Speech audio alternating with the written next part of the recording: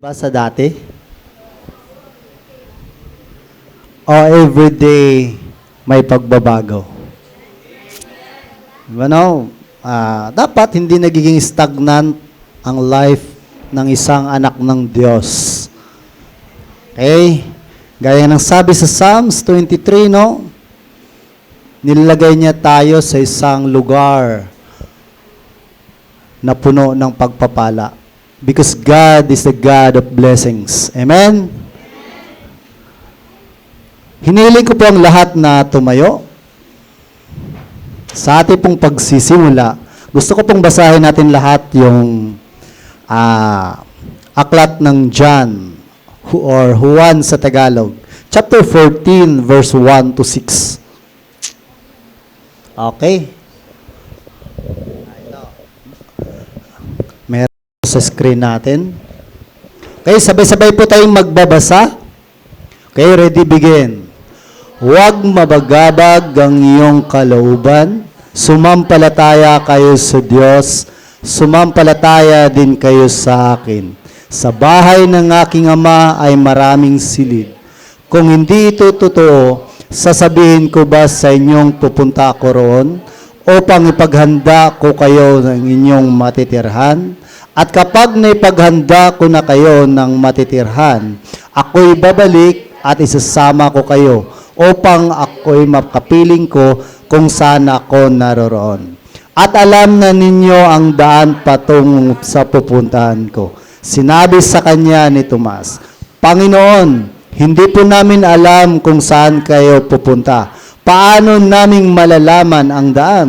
Sumagot si Jesus, Ako ang daan, ang katotohanan at ang buhay. Walang makakapunta sa Ama kundi sa pamamagitan ko. Tayo po'y manalangin. Dakilang Diyos, kami po'y nagpupuri at nagpapasalamat, Lord, sa kabutihan at katapatan mo po sa bawat isa sa amin.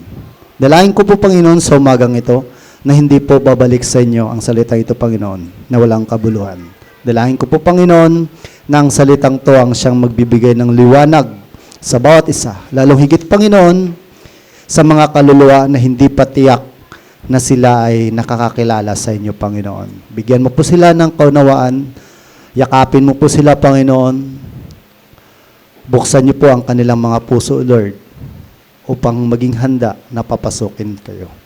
Lahat nito, Panginoon, dalahin ko po na may papuri at pasasalamat sa pangalan ni Jesus. Amen. Okay po, bago po tayo magsisimula, meron po muna akong ipapanood sa inyo na maiksing video.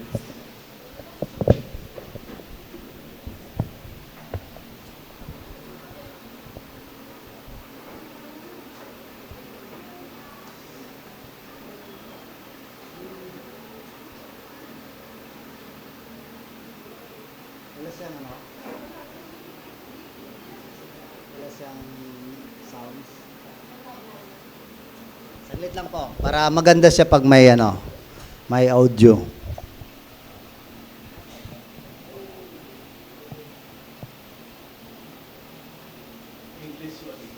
Opo.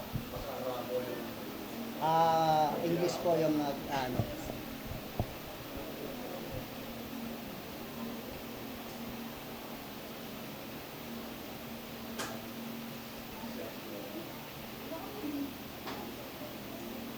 said that the measure by which you forgive other people is the very measure by which you will be forgiven. Jesus forgave you and me of a lot, and He paid a high price to forgive us of our sins. Literally all of it, past, present, and future. And so for you and me to say, Umpisahan mo sa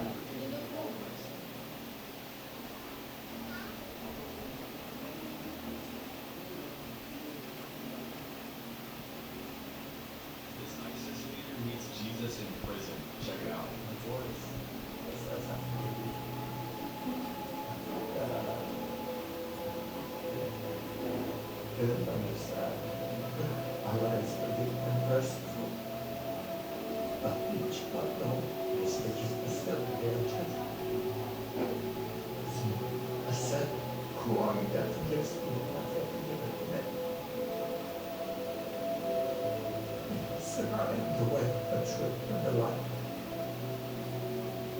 I did not understand what that means because I had never heard. What is your name? Jesus. Well, that's wrong. Click follow or subscribe for more. This Sige, okay na yun. Okay po. Isa po siyang ISIS, no? Pinuno ng mga ISIS po.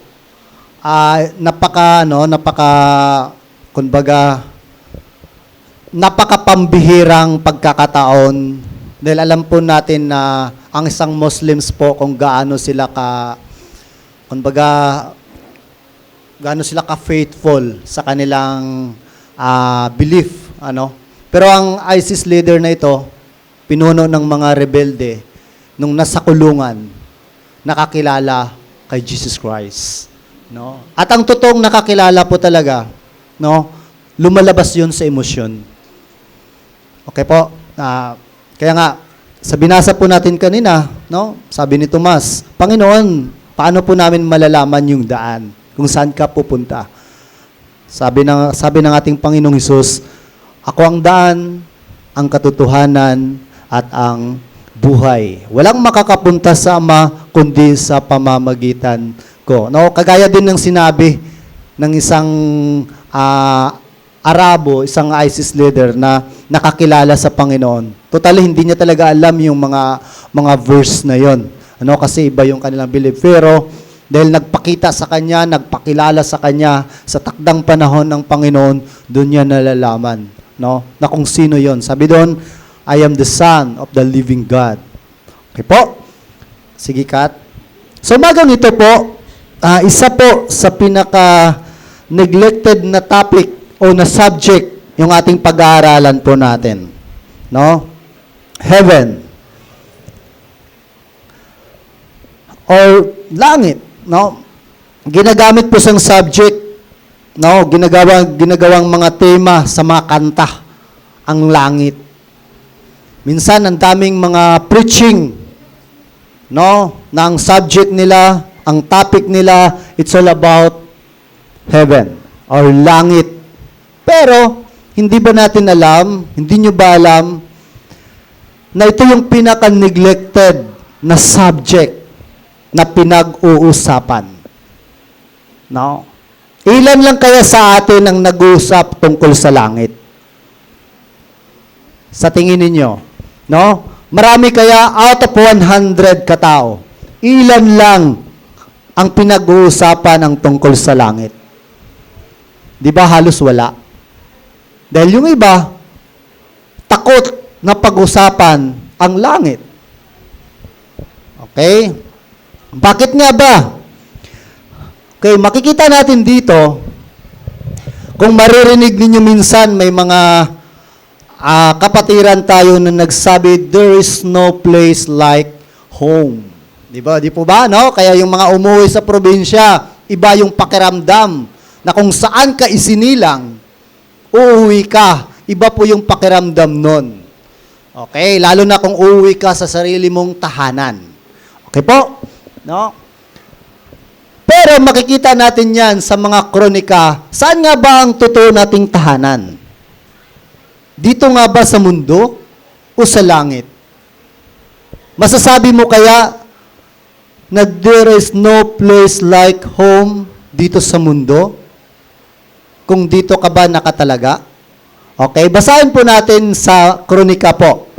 Sabi po dito, tulad ng aming mga ninuno, kami nga'y mga dayuhan at naglalakbay lamang. Ang buhay namin sa daigdig na ito ay parang anino at pansamantala lamang. Then, sabi din po sa Hebreo 11, verse 13, silang lahat ay namatay na may pananampalataya.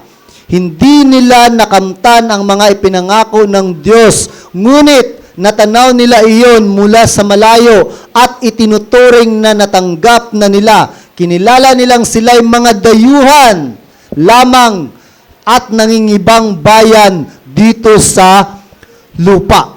Isang katotohanan po, no, na ang lahat ng anak ng Diyos, ang lahat ng mga mananampalataya, hindi ito ang totoong tahanan. Ngunit, Ito yung isang nakakalungkot nga katotohanan. Sabi sa Revelation chapter 20, verse 15, hindi ko na ibigay. No?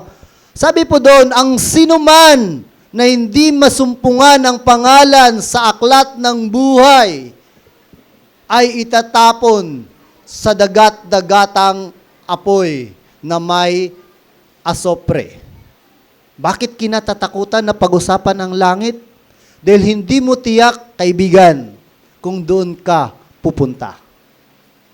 Kaya sa umagang ito, aalamin natin ang mga bagay patungkol sa langit. Okay po?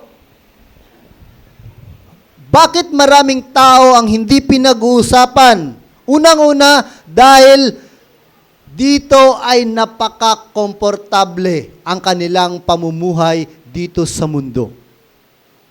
Okay po, sabi dito, heaven is a neglected subject. Why heaven is neglected? Because we have become too comfortable here. Di po ba? Dahil ang akala natin, no, hanggang dito na lang yung life. Dahil ang akala natin, hindi na magtatapos ang life. Na maging si Methuselah na nabuhay ng 900 years ay namatay pa rin. Na isang katotohanan na yung buhay natin ay hindi magtatagal. Di po ba? At isa pang bagay, isa pang dahilan kung bakit nagiging neglected yung langit na pinag-uusapan, our treasure are here. Di po ba? Ang daming nagpupundar ng kayamanan dito sa mundo. Ang daming nagpupundar ng mga material na bagay dito sa mundo. Ni nakakalimutan natin na ang lahat ng ito ay lumilipas po. Walang forever. Ito rin yung katotohanan po na dito sa mundo, walang forever. Lahat po ay nawawala. Okay? Ano ba ang langit? Sabi po dito sa verse 1 and 2, basahin ko po sa inyo. Let not her heart be troubled. You believe in God, believe also in me. In my Father's house are many mansions. If it were not so, I would have told you, I go to prepare a place for you. And, sabi niya, if I go and prepare a place for you, I will come again. Okay. Langit po ay isang lugar na nagiging mistake ng karamihan na ang pag-akala nila na ang heaven po o ang langit po ay nasa isip lamang. It is a state of mind. Yun yung belief ng karamihan. Kaya nawawalan sila ng interest na mag-put up ng treasure sa langit. Dahil ang akala nila is nasa isipan lamang. Pero dito po pinapatunayan ng ating Panginoon na ang langit ay isang lugar na kung saan mapupuntahan sa mga taong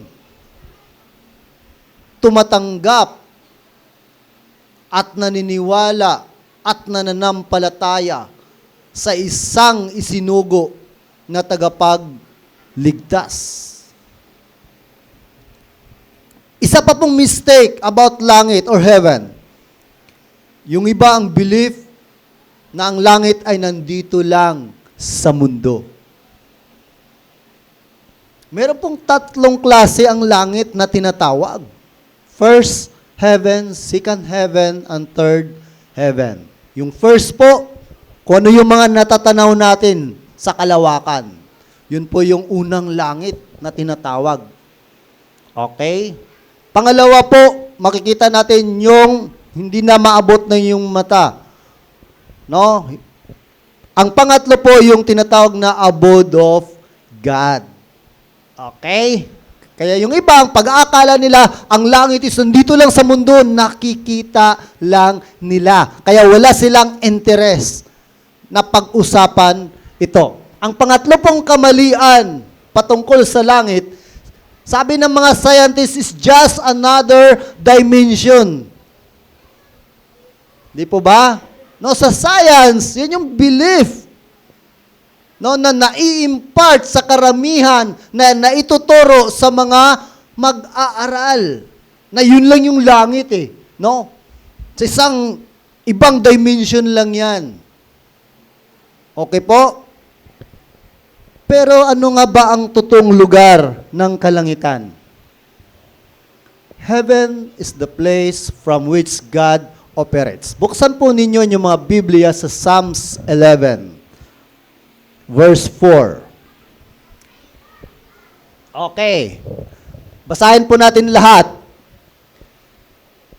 Si Yahweh ay naroon sa kanyang banal na templo. Doon sa kalangitan, nakaupo sa kanyang trono, at buhat do'y pinagmamasdan ang lahat ng tao, walang maitatagong anuman sa gawa ng mga ito. Bakit sinabi ng Diyos na kung yung anong itinanim mo ay yun ding aanihin mo? Dahil nakikita niya, nandun siya sa langit. Ito yung sinasabi sa Psalms 11. Ito yung trono ng Diyos, ang langit, isang lugar. Kapag sinabing trono, isang lugar na kinauupuan ng mga hari. Di po ba? Ibig sabihin, hindi lang sa isipan ng langit, kundi totoo ang langit. Gaya nga ng sinabi niya sa verse 1 and 2, na pupunta siya sa isang lugar na yon at ipaghahanda niya kayo ng mansyon na matitirhan. Imagine, gaano ka ba kamahal ng Diyos? Nagawa mo pa siyang workmanship? Nagawa mo pa siyang, siya pa yung gagawa? Meron na bang nangako sa inyo ng kotse? Meron na bang nangako sa inyo ng maliit na kubo? Ang nangako sa inyo, sino? Isang pinaka makapangyarihan. Ano ang ipinangako niya? Mansyon na matitirhan mo. Di po ba? At ang Diyos kapag nangako, sa isang katangian niya, He is immutable God, unchanging God. Hindi siya nagbabago. No? Sometimes tayo pag nangako, maraming palya. Pag nag-promise, maraming palya. Kagaya, minsan pinapagawa ko po yung mga estudyante ko ng oath. No? Pinapagawa ko sila ng panunumpa. Bago kami magtapos, merong panunumpa silang ginawa. Kaya nagulat sila, first time na nangyari sa buhay nila, na sila ay nanumpa. Hindi sila nanumpa sa akin, kundi nanumpa sila sa sarili nila. At pinalaminate yun, ipapalaminate nila, performance task. Pagtapos ilaminate, ilagay ninyo yon sa wall o saan yung kwarto ninyo.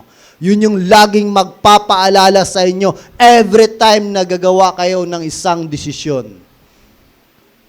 Yung iba doon, ipinangako ko sa tulong ng Panginoon na ako ay magtatapos upang matulungan ko ang aking mga mahal sa buhay. Laminated yun, may perma yun, may perma ko rin yun. At may picture nila. Okay? Ang Diyos na numpa, nangako, na ipaghahanda kanya ng matitirhan. Mansyon po ang inihanda na. At sa isang lugar sa langit na pinaka-neglected, na pinag-uusapan. Okay po, sabi dito, maraming mga anghel sa Daniel chapter 4 verse 13 na isang katotohanan na ang langit ay totoong lugar. Angels are dispatched from heaven. Nakita ko rin sa panaginip na bumaba mula sa langit ang isang anghel na nagbabantay. Lucas 1:26. Nang ika-6 na buwan ng pagdadalang tao ni Elizabeth, ang anghel na si Gabriel ay isinugo ng Diyos sa Nazaret na isang bayan sa Galilea upang kausapin ang isang dalaga na ang pangalay Maria. Siya ay nakatakda ng ikasal kay Jose, isang lalaking buhat sa angkan ni David. Anong sabi dyan? Isinugo ang anghel. Saan nanggaling ang anghel? Sa langit. Sa isang lugar. Isang sapat na katotohanan na merong langit. What kind of a place is heaven? First, hindi ka ba ma-excite? A place of music. Revelation chapter 5 verse 9. Anong sinabi? Inaawit nila ang isang bagong awit. Ikaw ang karapat-dapat na kumuha sa kasulatang nakabalumbon at magtanggal sa mga selyo niyon. Sapagkat pinatay ka at sa pamamagitan ng iyong dugo ay tinubos mo ang mga tao para sa Diyos mula sa bawat lahi, wika, bayan at bansa. Sino ang tinutukoy dyan? Jesus Christ, ang dugo ng Panginoong Hesus. Siya yung tumubos sa iyo, kapatid. Ang lugar ng langit ay isang lugar ng pag-aawitan. Kaya wag po kayong tamarin, umawit. Wala pa po sa kalingkingan ang ginawa nating pag-awit dito kung you are bound to heaven. No? Kaya dapat pala yung pag-aawitan natin dito, mas malakas pa sa tugtog na yan. Huwag kayong manghinayang na ilabas ang boses. Kahit pasintunado yan. No? Ako po, sa totoo lang, ito yung isang blessings po talaga na pinagpapasalamat ko sa Panginoon. Alam po yan ng wife ko. Nung hindi pa po ako Kristiyano, hindi pa ako nakakilala sa Panginoon, sobrang sintunado, kung sintunado man ngayon, sobrang sintunado po talaga yung boses ko. Pero simula nung nagsali ako ng choir sa church, yes po, totoo po yan. Nagsali ako ng choir sa church, unti-unti kong naririnig yung boses ko na sintonado, na unti-unti kong pinapractice naman. Sabi ko, para kay Lord to eh. No? Kaya kahit papano mabawasan yung pagiging sintonado ng boses ko. Yes po, totoo po talaga yan. Kaya tuwang-tuwa ko kay Lord, kasi nga, sa mga awitin, sa mga hymnals, nakakasabay ako. Pero dati po, hindi po talaga napakasintonado. Ibig sabihin, merong babaguhin si Lord. Dahil alam niya na ang pupuntahan ko is langit. Sa langit ba kayo? Alam niya. Ibig sabihin, hindi niya papayagan na ang pupunta sa langit is sintonado. Di po ba papayagan ba? Hindi. Dahil sabi doon, ang lugar ng langit ay lugar ng pag-aawitan. Mahalo ako doon na sintonado, hindi siya papayag. Kaya dito pa lang sa lupa, aayusin niya yung boses ko. Ganun ka rin, kapatid. Di po ba? Kung aawit ka para sa Diyos, kikilalanin mo siya bilang Panginoon at tagapagligtas, magbabago po yun. No? Kailangan lang nating sumunod. Okay po? Pangalawa, letter B. Ano ba ang lugar ng langit? Revelation chapter 7, verse 9 to 12. Sige po, lahat magbabasa. Pagkatapos nito, nakita ko ang napakaraming tao na di kayang bilangin ni numan. Sila'y mula sa bawat bansa, lipi, bayan at wika. Nakatayo sila sa harap ng trono ng kordero, nakadamit ng puti at may hawak na mga palaspas. Isinisigaw nila, ang kaligtasan ay nagmula sa ating Diyos na nakaluklok sa trono at sa kordero. Tumayo ang lahat ng anghel sa palibot ng trono ng matatandang pinuno at ng apat na nilalang na buhay. Sila'y nagpatira pa sa harap ng trono at sumamba sa Diyos na nagsasabi, Amen. Sa ating Diyos ang papuri, kaluwalhatian, karunungan, pasasalamat, karangalan, kapangyarihan at kalakasan magpakailanman. Amen.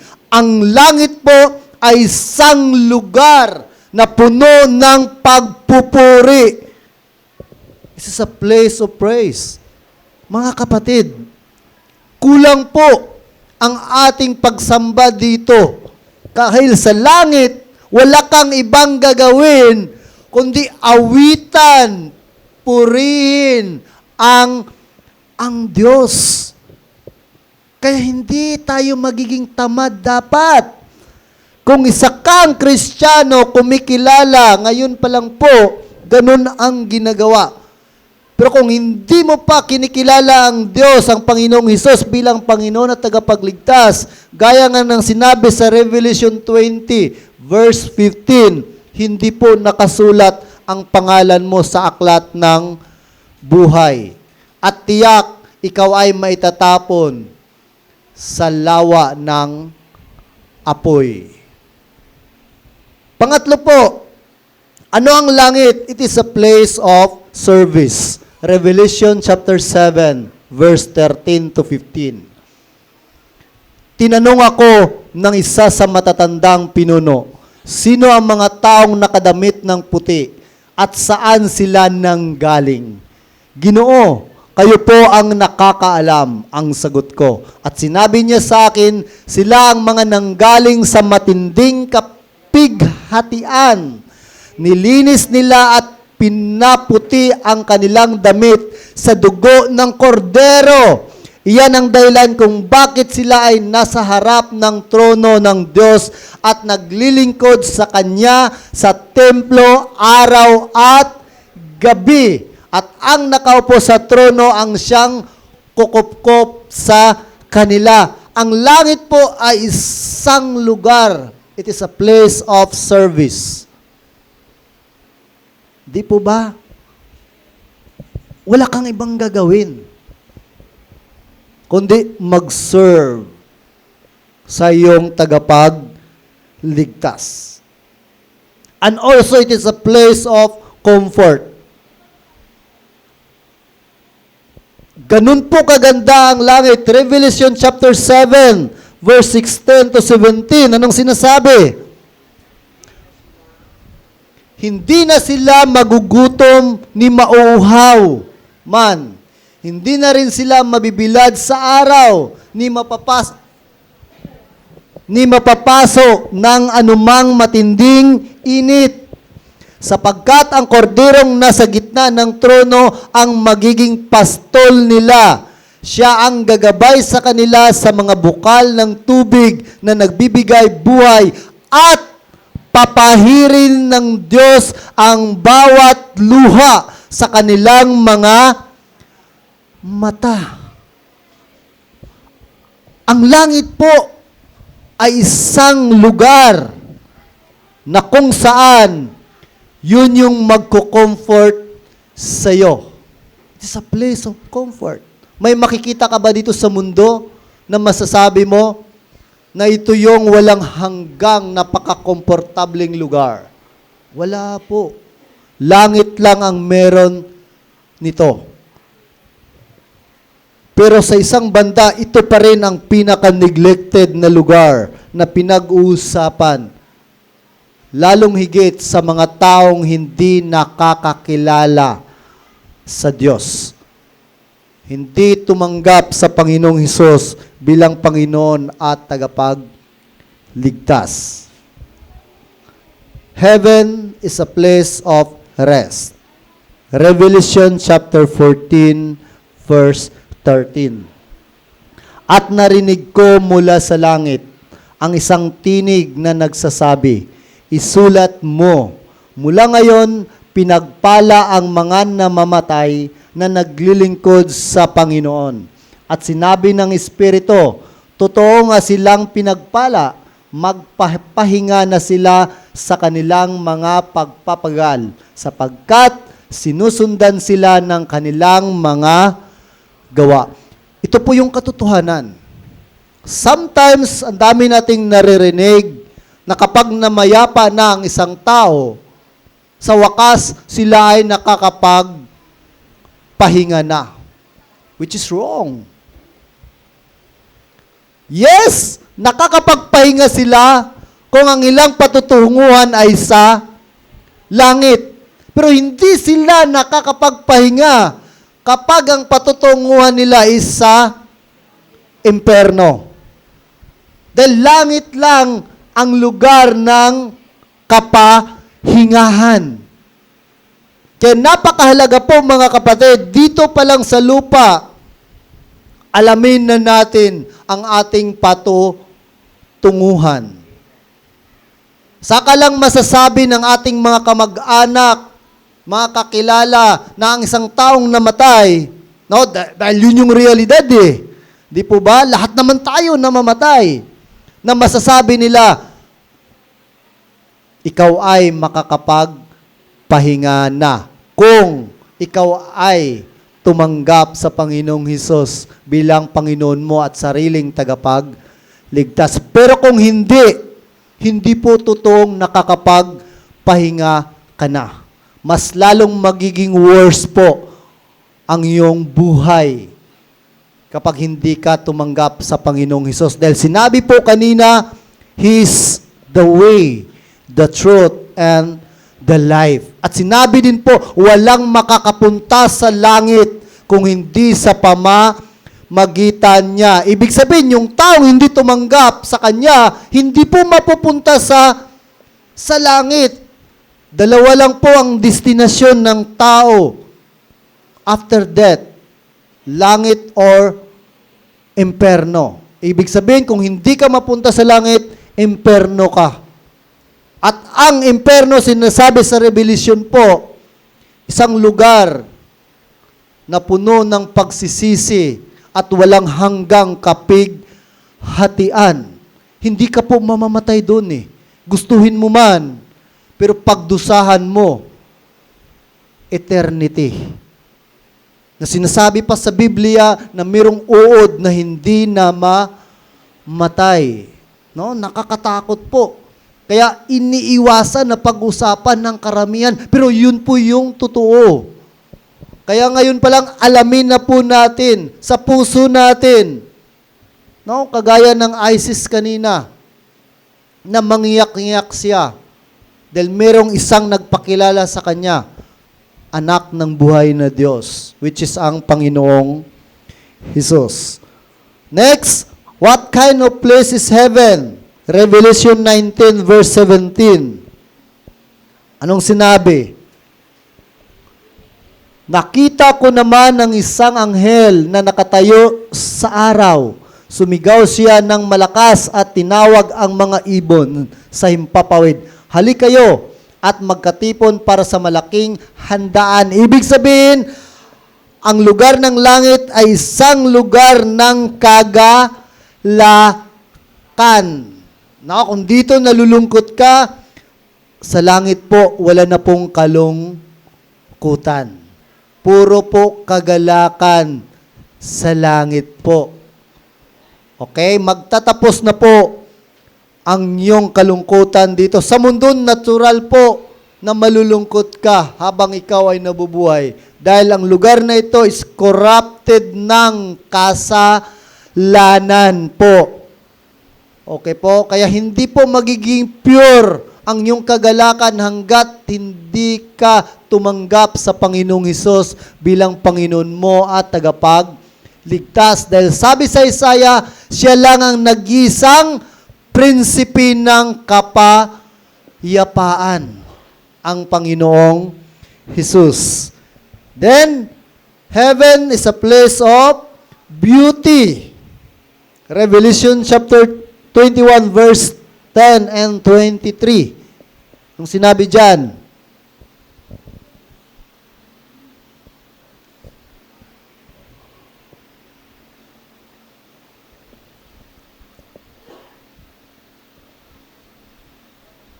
wala? Okay, sige lang. Sabi po dito, Revelation chapter 21. Basahin ko na lang sa inyo sa English. Verse 10.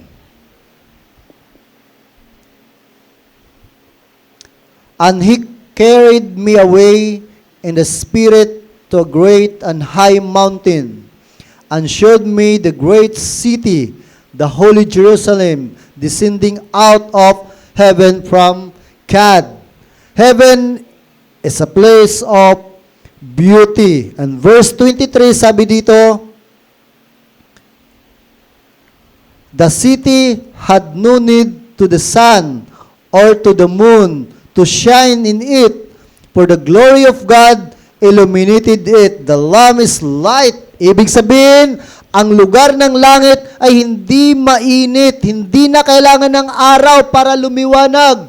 Dahil ang kaluwalhatian ng Diyos ang siyang nagpapaliwanag. Di po ba? Ang araw ang init eh. Sabi dito, hindi na kailangan ni buwan, hindi na kailangan. Dahil ang kaluwalhatian na Diyos ang magbibigay ng liwanag sa kanyang mga anak. Imagine, meron ka ng mansyon, no? Meron pang centralized na aircon. Dito ang init pag gabi, di po ba? Lalo na kung wala kang aircon.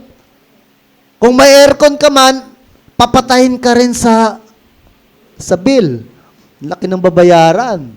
Ang init. Pero dito tinutukoy na ang lugar ng langit, wow!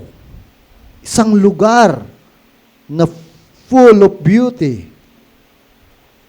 Hindi mainit dahil ang Diyos ang magbibigay ng kagandahan at liwanag sa lugar na ito. Mga kapatid, hindi nyo ba gugustuhin na mapuntahan ng lugar na ito? Mukhang ilan lang yung gusto Gugustuhin nyo ba na mapuntahan ang tinutukoy na lugar na ito? Tandaan po natin, life is short. Ngayon pa lang, gumawa ka ng desisyon. Number 2, heaven is a prepared place. Okay, sabi dito sa verse 3, basahin ko po sa inyo, John 14 verse 3. Okay, na yan. Excuse me. Sabi dyan, at kapag naipaghanda ko na kayo ng matitirhan, ako'y babalik at isasama ko kayo upang kayo'y makapiling ko kung saan ako naroroon. Ang ganda, no? Hindi ba kayo na-excite dyan na sinabi, at kapag naipaghanda ko na kayo ng matitirhan, ibig sabihin, hindi ka dadalhin ng Diyos sa isang lugar na hindi ka magiging komportable. At siya mismo yung maghanda. Okay? At pagkatapos, sabi dito, dadalhin ko kayo upang makasama ko kayo kung saan ako naroroon. Okay? I go to prepare a place for you. Sino ba yung for you na tinutukoy dito? Ang kausap niya dito, ang kanyang mga disciples. Tomas. Pero higit sa lahat, ang makikinabang dito ay ang mga tumanggap. Ang mga mananampalataya, ang mga taong kinikilala ang Panginoong Hesus bilang Panginoon niya at tagapagligtas. Para sa kanila po ang pangako na ito ng ating Panginoong Hesus.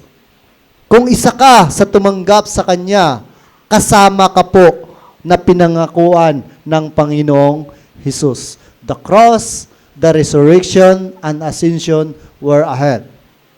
Isang patunay at nagpapatunay na ang pupuntahan mo ay isang lugar na hindi mo pa mapupuntahan at hindi mo siya may experience kung nandito ka sa mundo.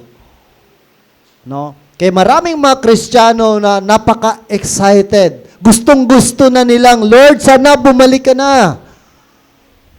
No, gustong-gusto na nilang mag-rapture dahil napaka-excited nila, lalo na kung alam na nila na sa langit sila pupunta. Lord, sana bumalik ka na. Gusto na naming makita ang lugar na inihanda mo. Iilan ba sa inyo ang may ganung pag-iisip? Excited ba kayo? O Lord, huwag ka munang bumalik kasi meron pa akong tatapusing bahay dito sa lupa. Ay Lord, wag ka munang bumalik kasi hindi pa tapos yung mga anak ko sa pag-aaral. Sometimes gano'n, no? Lord, ang dami ko pang ari-arian. Saan ko iiwan to kapag bumalik ka na? Sabi po sa Revelation, ang mundong to is gugunawin. No? Gugunawin po ang mundong to. Wala pong matitira. Kaya kahit gaano ka pa kayaman dito sa mundo, lahat yan is mawawala. Gugunawin po yan sa pamagitan ng apoy. Okay? Kaya wag po tayong basta-basta na naghahangad ng napakarami dito sa mundo at itatakwil natin ang kaharian ng langit. Dahil yun ang eternity. Yun ang hindi wala. Yun ang forever. Dito sa mundo, walang forever. Kahit nga sa mga physical natin Nung una, kabataan ang kikinis. Di po ba, no? Ang gaganda ng mga kutis. Pero habang patagal ng patagal ang panahon, nangungulubot, nalalanta, at nawawala. Yun yung isang katotohanan. Kahit pa nung injection ng stem cell. Diba? Yung mga Chinese, nag-i-inject yan mga stem cell. Mga Korean, para babalik sa pagiging bata ang kanilang mga balat. Pero hindi pa rin. No, walang makakatakas. Dahil sabi sa Hebreo, minsan nang itinakda ang tao na mamatay. Mamamatay at mamatay po tayo. Kaya mas bigyan nating pansin ang langit na ating pupuntahan. Okay po? No? Sabi po dito, He would go to heaven. He would prepare heaven for us. No, imagine kung gaano niya kamahal ang kanyang mga pinili. Hindi niya pababayaan. Then number 3, heaven is a prepared place for prepared people.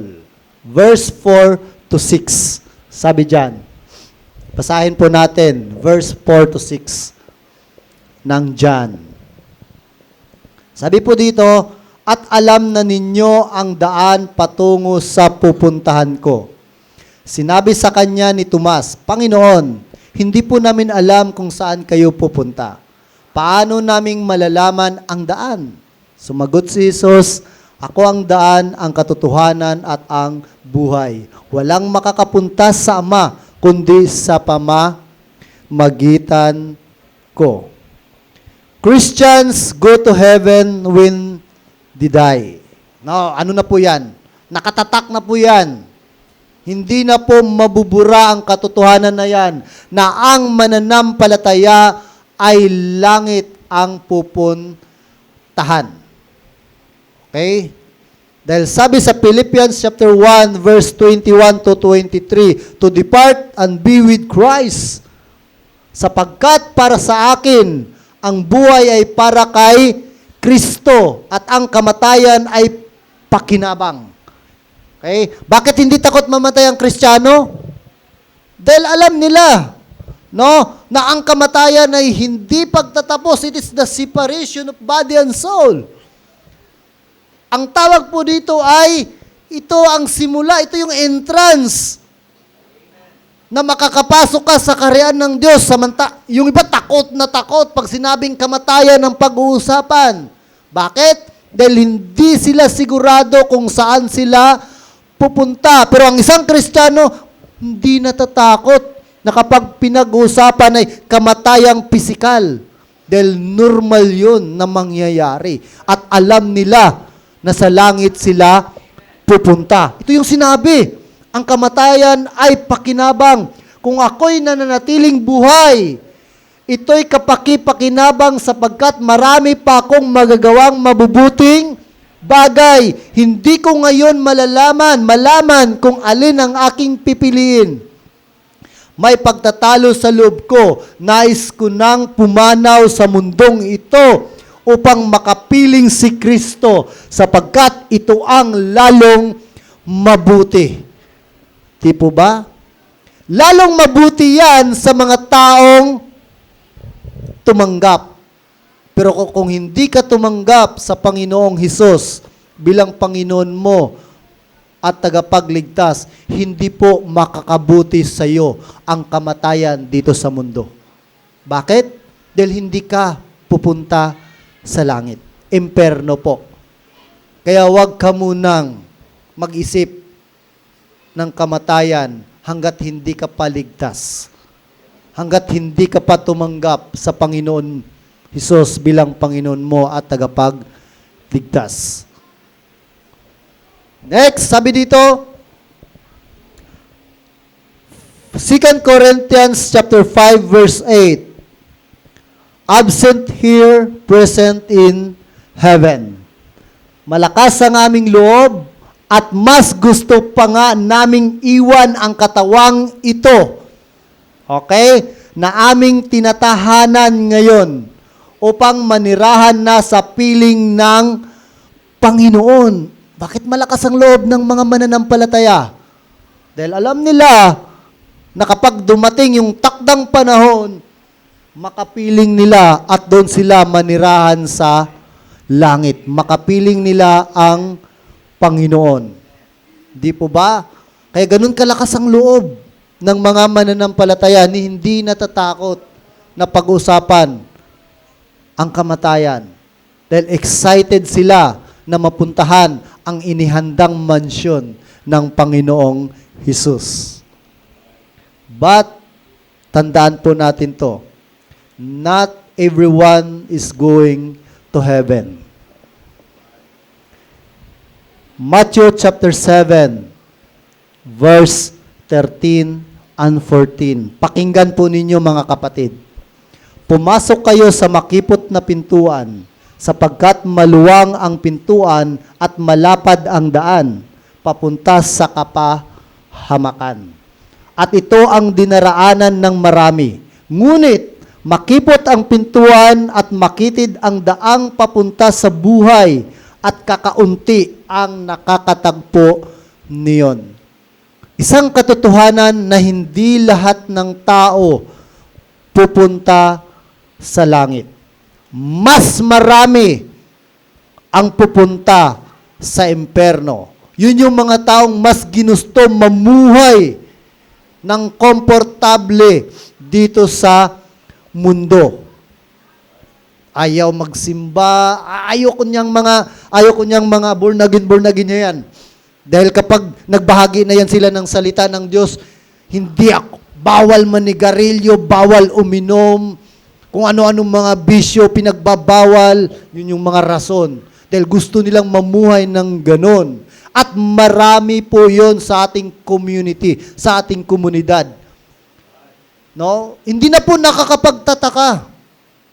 Bakit marami? Dahil mismo ang Bible yung nagsasabi na marami ang dadaan dahil gusto nila ang buhay sa makamundo. No, lahat ng bisyo, yun yung purpose ng Satanas ng Diablo na iligaw ka sa matuwid na daan, na iligaw ka sa daan papuntang langit. At sa daan papuntang imperno, ang ibibigay nila yung malapad. Ipapakita ng mundo sa iyo ang kaginhawaan. Ipapakita ng mundo sa iyo ang kasiyahan. Di po ba yung mga gawain sa mundo? Disco dito, no? Mga kung ano yung mga bisyo, no? Yung mga same-sex, no? Kasiyahan ng mundo yan No, na irerespeto yung mga ginagawa ng mga parehong kasarian na nagmamahalan dahil pag-ibig naman daw, no? Yun yung mga naipundar ng dyablo, i-inject sa utak ng mga tao upang malihis, mailigaw. Di po ba? Ito yung sinabi mismo sa Bible. Bakit ko konti lang ang nakakasumpong sa katotohanan? Dahil mas pinili nila ang daan na malapad. At sa tingin nila, doon ang masayang daan. Pero sa makitid na daan, iilan lang. Sa atin kaya dito, iilan kaya ang totoong makapunta sa langit? No? Pero hindi po sinabi ng Panginoon na lahat ay makakapunta, may pagkakataon ka. Kung isa ka sa nakarinig sa mensaheng ito, hindi pa po huli ang lahat. Sabi dito, only those who receive Christ as Savior. John 3:16, siya lang ang pwedeng makakapunta sa kaharian ng Diyos, sapagkat gayon na lamang ang pag-ibig ng Diyos sa sangkatauhan. Kaya't ibinigay niya ang kanyang kaisa-isang anak upang sinumang sumampalataya sa kanya ay hindi mapahamak, kundi magkaroon ng buhay na walang hanggan. Kapatid, ito yung ang iniwan ng Panginoon. Kung sino man ang sumampalataya sa Kanya, ay magkakaroon ng buhay na walang hanggan. Wala pong ibang daan papunta sa langit. There is no other way to heaven. Ito yung tanong kanina, how can we know the way? Tanungin nyo rin yan. At ang sagot, Jesus said, I am the way, the truth, and the life. Simpleng kasagutan na makapangyarihang sagot. Then, ang conclusion po natin, are you prepared for heaven? Nakahanda ka ba sa langit? Kung nakahanda ka, kung hindi ka pa tumanggap, accept the Lord's invitation right now. Buksan po ninyo ang puso ninyo. Papasukin niyo po ang Panginoon. Papasukin niyo po ang tagapagligtas. At walang ibang makakapagbigay sa iyo ng daan at buhay, kundi ang Panginoong Jesus. Lumapit ka sa Kanya upang ikaw ay maligtas. Isang makapangyarihang salita na binitawan ng ating Panginoong Hesus dahil gayon na lamang ang Kanyang pag-ibig sa iyo, kapatid. Hiniling ko po ang lahat na tumayo. Dakilang Diyos, marami pong salamat sa salita na pinaalala niyo po sa amin sa umagang ito. Tinataas po namin, O Diyos, sa aming kalagit na yan, kung sino man po ang kaluluwa na hindi pa tiyak sa kanyang paroroonan. This is the right time, Lord. Hipuin mo po ang kanyang puso na magpakumbaba, na tanggapin ka bilang Panginoon at tagapagligtas. Nawa, Panginoon, hindi pa maging huli ang lahat. Dahil life is short. Pinakita mo, Panginoon, sa inyong mga salita kung gaano mo kamahal ang iyong mga pinili. Nawa, Panginoon, ng lugar na aming pupuntahan ay magiging excited, Panginoon, ang lahat para dito. Dakilang Diyos, maraming salamat muli sa isang panahon na pinagkalob niyo po sa amin sa pagpapaalala, Panginoon, sa bawat isa, lalong higit, Lord, sa mga tao na hindi ka pa lubusang kilala.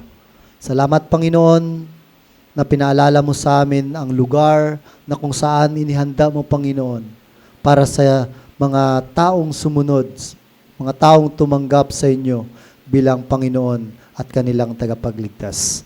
Lahat na ito, Panginoon, dinadalain ko po na may papuri at pasasalamat sa pangalan ni Jesus. Amen and amen. Patuloy po tayong nakatayo po. At kung maaari po ay patuloy pa rin na nakayuko, nakapikit ng ating mga mata.